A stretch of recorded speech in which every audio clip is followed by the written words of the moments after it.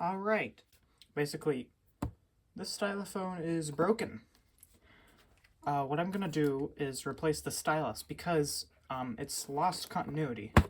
So, let's just open this box here. You can see it's quite a nice box. It has these little tabs on it. Oh, upside down, whoops. And there it is.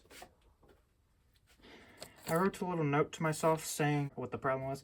You can see here, if I take the stylus out, that it is actually really badly broken. You can see there, I think there's another one down in there. Yeah, there's another break right there. So yeah, basically I'm gonna be replacing that. And I emailed the Do Break company. Anyway, they sent me some replacements. They actually sent me two, which is very nice of them. I'm only going to be using one of them. So the first thing we need to do here is open the back. So I'm going to get a little piece of foam here. And we need to take these screws out. Anyway, I got the screws out, so I'm just going to go ahead and take this cover off. The batteries are still connected, so I'm going to have to set that to one side here. I was hoping that wouldn't happen. Might as well just take out all these screws. Anyway, so you can start to see here where the mechanism's gone wrong.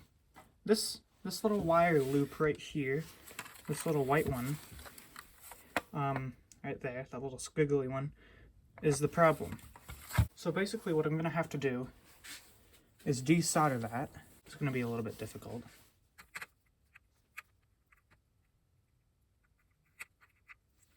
Alright, so that's the connection desoldered.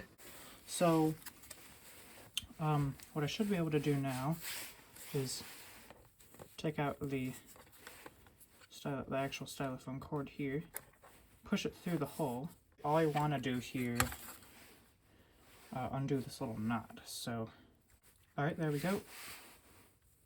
Straighten that out a little, and you can see there's our break, which obviously isn't that good. So anyway, I'm going to take the stylus completely out. There. So what I'm going to do now is actually take one of the new ones.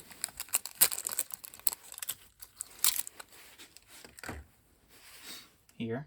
Let's compare it against the old one real quick. So you can see here, the wire on this one is perfectly straight. There's no kinks in it. I just need to replicate that little loop that we saw earlier, and then I should be good to go. All I have to do... That right there should be good, though. Anyway, however, we should be go for soldering this back on. Hold that for a second. And that looks actually really bad. I'm going to try to redo this with the pliers. I really hope I haven't screwed this up.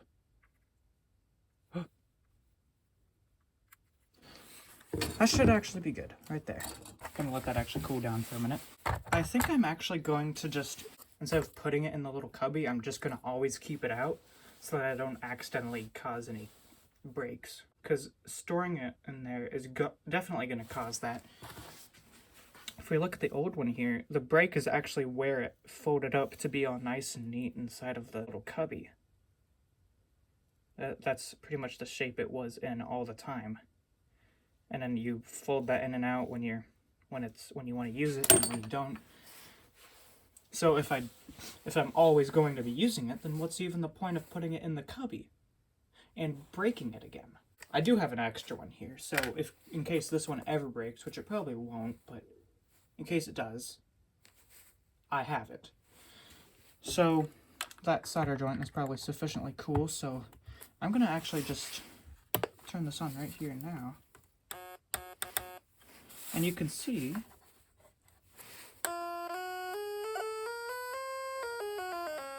it works really well. It's out of tune though.